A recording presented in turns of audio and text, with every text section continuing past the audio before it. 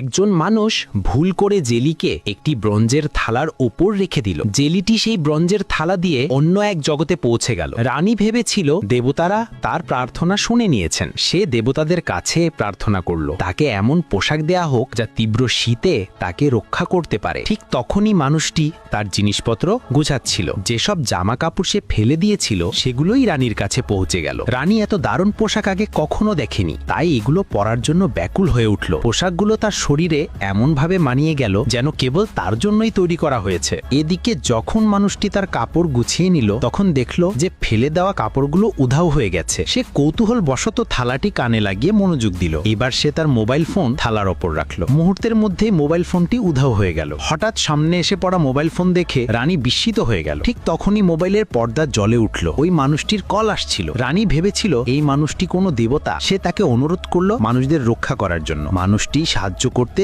যাচ্ছিল, কিন্তু হঠাৎ মোবাইলের ব্যাটারি শেষ হয়ে গেল। এখন আর সে শুধু চিঠির মাধ্যমে রানীর সঙ্গে যোগাযোগ করতে পারবে। রানী তার দাসদের আদেশ দিল প্রচুর ধনরত্ন আনতে। এই সব ধনরত্ন দেখে মানুষটি ভীষণ খুশি হলো, কিন্তু আসল সত্য জানার জন্য সে এগুলো নিয়ে একটি প্রাচীন জিনিসের দোকানে গেল। পরীক্ষা করে জানা গেল এসব ধনরত্নের মূল্য অন্তত 50 মিলিয়ন মার্কিন ডলার। মানুষটি সেগুলো এক ব্যবসায়ীর কাছে বিক্রি করে প্রচুর অর্থ পেল। এই অর্থ দিয়ে সে বিপুল পরিমাণে সামগ্রী কিনল। ঠিক সেই সময় রানী দুষ্ট লোকদের হুমকির মুখে ছিল। তারা হুমকি দিল যদি দ্রুত খাবার না পাওয়া যায় তবে তারা রানীকে ক্ষতি করবে। ঠিক তখনই এক প্রহরী দৌড়ে এসে খুশির খবর দিল আসলে ওই মানুষটির পাঠানো জিনিসপত্র ঠিক তখনই পৌঁছে গিয়েছে।